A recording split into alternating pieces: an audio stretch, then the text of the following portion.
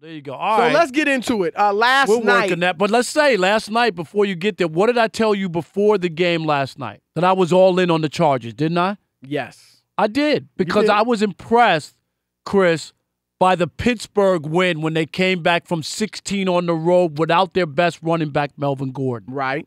Then to go to Kansas City and be down by 14, not only to win, Chris, they could have taken the easy way out, tied a game, but you know what they did? They went for the win. I liked it. Let's hear how it sounds. Shotgun snap, Rivers rolls to the right, throws to the end zone, caught! It's good! It's good! Mike Williams with the grab! Chargers lead 29-28. Beyond. That's Mike Money Smith, right? Our guy. Yeah, with the call. Yep. Beyond it being just an inspiring and a great comeback win for San Diego, I got to say this. You what mean Los Angeles? World, Stop. I'm sorry. Yeah, I keep saying Stop that. Yeah, Los Angeles. What in the world was Kansas City doing on that two-point conversion?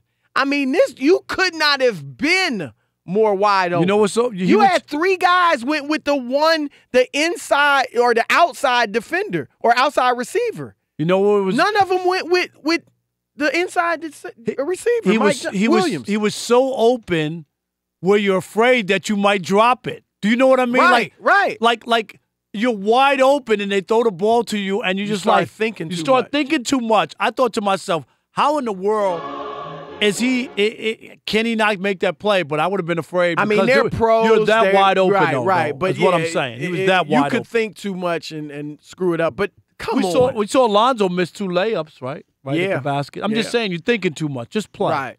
That was. But look, give the Chargers credit. Phillip Rivers, give him credit as well, orchestrating that comeback from 14 points down. You know that Phillip Rivers, he didn't have a great game, though. Now has more comeback wins when being down 14 or more points than any active quarterback in the game right now. He has 11. That was the 11th of his career coming back from 14 down. That's the most of any active quarterback in the NFL today, and that's saying a lot. That is, but you got Tom Brady, Aaron Rodgers, Drew Brees. But this might be the stat. There's a couple stats. Kansas City was 39-0 when leading by 14 points in the fourth quarter. Right. So that's a big. They never give up. They never give it up like that. So they gave it up. And LA now is 2-1 when trailing by at least 14. You know what the rest of the league is? 3-78. They're 2-1, and the rest of the league is 3-78. All right. So what are you trying to say? I'm telling you, they are the the Los Angeles Chargers are now the best team in the AFC. And they're road tested. You're a prisoner of the moment. I'm not a prisoner of the moment. Because I brought it up. Of all people, you are a prisoner of the moment. I'm not. I told you after they beat Pittsburgh, I love what they did. They edged Kansas City. No. Forget about that. Don't give me no edge. Kansas City, don't forget, they beat them earlier in the year. I don't care. Earlier.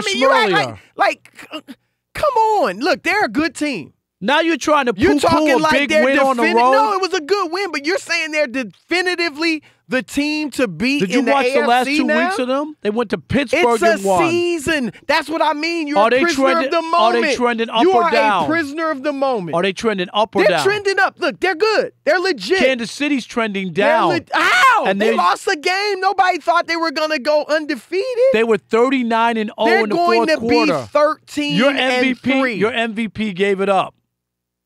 My MVP is still balling. My MVP threw for 243 yards and 2 touchdowns. That was impressive last night? Yeah. Were you impressed? It was all right. It wasn't great, but it was all right. 243 is nothing. It wasn't enough to take you out of the running. That's what he usually has in the first quarter, 243 yards. Come on. He had his bad night is still prolific. It wasn't. 243 is not prolific. He had a so-so night, and they needed more from him. He didn't give it to him. He's out of the MVP race. Oh, stop it. Stop it. He's out of the MVP race. You don't even believe that. I do. We're going to get to this later, and I'm going to slaughter you. But I'm telling you, do not. They ain't even going to be close. Don't poo-poo or discount what the Chargers did last night. That That was a huge win on the road. I'm giving you it was a good win, but you gonna Not a come out good here win. and say Say they're it. the I want you to say no, great. I'm not gonna say great. Okay, it was a great win. Okay, see, it at was a least great win. Just you like can the Cowboys was a great win over. No, that was a good win. The Saints, right? That was a good win. Yeah, they didn't score in the second half. That wasn't a great win. I could say so. Kansas City was horrible in the first quarter, down 14-0. I mean, the Chargers were. So I'm just saying, look, it was a great win, but you're going to sit here and say that they're now the team to beat in the AFC? Slow down. I love the way they play on the road. That's what I love about them. And you know when you play in the playoffs, you got to be able to win on the road. Very good team. I'm not writing off the Chiefs. They played like the Chefs last night. I'm certainly not writing off the New England Patriots. No, they can't win on the road. And they're going to have to go on the road this year. They will likely have to go on the road. And they're a bad road team in the postseason. Another thing from that game is going for 2 instead of playing it safe. I give Anthony Lynn, the coach there, I give him a lot of credit, Chris, because you know, it's just easy to say, man, we were lucky we tied it. Right. Let's just tie the game and see what happens in overtime. Doing that. Yeah. No, you wouldn't have. On the road, it's a big game. You just came back on the Chiefs, and you say, let's not be greedy. You got the momentum. Let's not be greedy and not get this, and then we go home disappointed when we had a chance to tie it and force them into an overtime. All right, well, let me flip it on you. Yep. How would you be feeling? What would you be saying about him if they had missed it?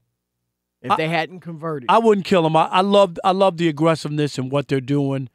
And I think they really felt good. Now, if I'm right, I think the stat was they were 5 out of 7 on the two-point conversion. So they have a high success rate. And you had I like that. You had a defense that's not very good to begin with in Kansas City, and one that was on its heels after you just came back and scored 2 touchdowns. But if you're a coach, don't you feel confident if you're 5 for 7 during the regular year? Yeah. I loved it. It's interesting because I think some people would have been killing him had they not made it. Had they not done it. And I just felt, too, like even if you had failed and lost the game, you're going to make the playoffs. Oh, yeah. And you're still going to be fine. I mean, obviously it's better that you won and now you have a chance to win the division.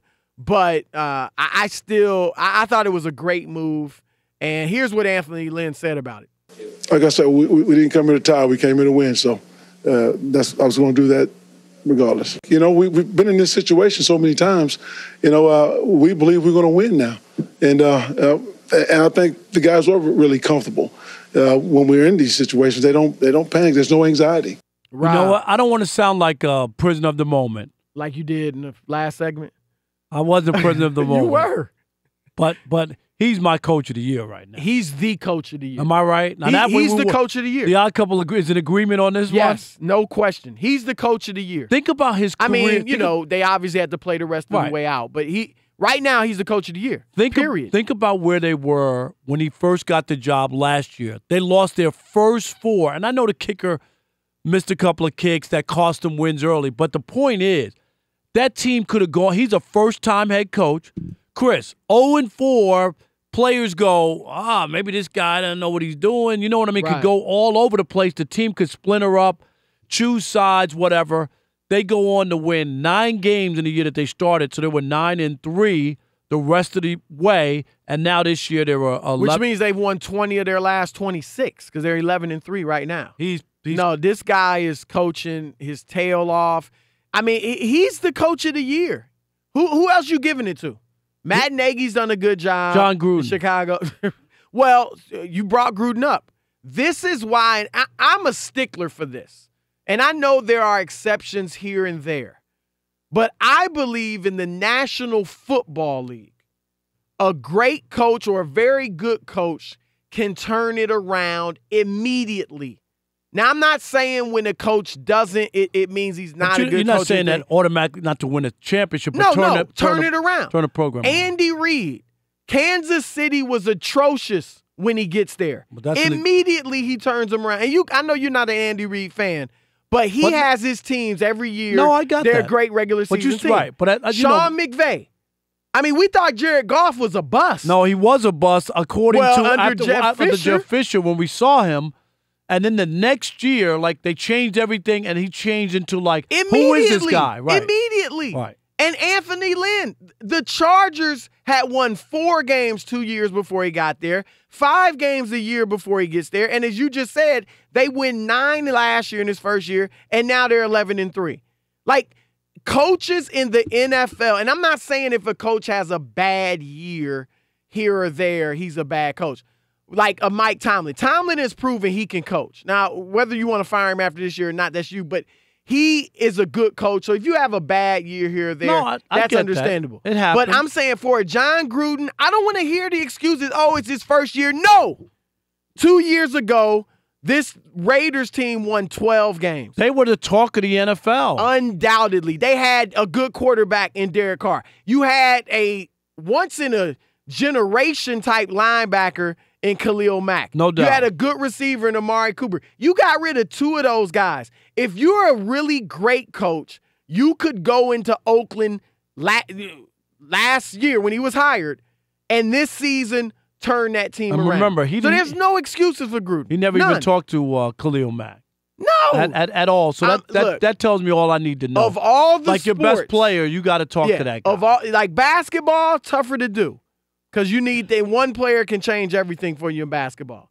Baseball, tougher to do. You don't have pitching. You could have the greatest lineup. It doesn't matter. Right. But football, because these guys are all so talented.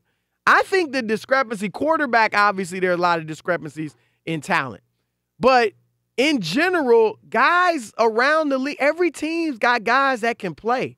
So if you get a coach that puts them in the right schemes, that has them believing in him, that, does everything he needs to do the right way, I think you can turn the team around. That's why, again, no excuse. He's been a great coach, but Mike McCarthy, no excuse. No doubt about it, and that's why he's gone after 13 years. I like him, but Hugh Jackson, right? I don't give him an excuse. People can talk about, no talent. Look, they're actually been playing pretty well, under the new coaching. Yeah. Not great, but, Right. 877-99 on Fox. 877-99 on Fox. We got some of you that want to weigh in. Let's go to Stephen. Chad. Let's go to Chad. Let's go to Chad in Montana. Chad, you're on with the Odd Couple. Hey, what's going on, fellas? Thanks for taking my call. No problem. What's up, Chad? Hey, yeah, I wanted to, that was a big win, right? We had Eckler out, Gordon out, Keenan Allen went down, right? You really have nothing to lose going for 2 there and going for the win. I think either way, you miss it. I don't think it's really that bad. You still have a pretty good shot of going to the playoffs, but now you've got a chance to win the AFC West. So it was a statement win for the Chargers. It's been a long time coming. I agree, Chad. I thought that was coming off the heels of the Pittsburgh win as well, where they came back from 16 and beat the Steelers on the road. Yep. And then to go to Kansas City and do something like that and win in that dramatic of a fashion. That was just incredible to me. They're legit. They're a very good team. What about squeeze one more? And Kevin in Missouri, you're on the Odd Couple, Fox Sports Radio. What's up, Kev? Hey, 1400 AM, Springfield, Missouri. What's going on, y'all? What's happening? Hey, what's up? Hey, Rivers isn't that good, and towards the end of the game, I don't know how close you all watched that game, but I'm going to tell you, Mahomes is the legit deal. The Chiefs are the legit deal. At the end of the game, the flag started flying against the Chiefs, just like always. Obviously, I'm a Chiefs fan. The I was standing right there. Was bad. Kev, you sound like a homer. You kind of hurt. How you gonna tell me? How you gonna say Rivers is not that good? Hey, listen. How many players have you ever seen yank their helmet off on the playing field and not get a flag thrown at them? 2 players, Rivers and another player, pulled their helmet off towards the last few seconds. You sound like sour grapes, man. Oh, yeah, man, I am sour grapes. Hold the team down. You're up 14. Hold them down. Your defense has to, at home, they were 39-0 when leading by 2 touchdowns in the fourth quarter. And what happened on that 2-point conversion? I'm sorry. That dude I could have covered it better than that. Unbelievable. Come on. All right. He was so wide open. Chris, you could have caught that pass. You could have just standing there, sweat coming down from your brow. And I would have danced. Your legs. I would have done a dance, and I would have dropped money in the Salvation Army bucket. There you go. Was it there? I didn't even know. No, it wasn't there. All right.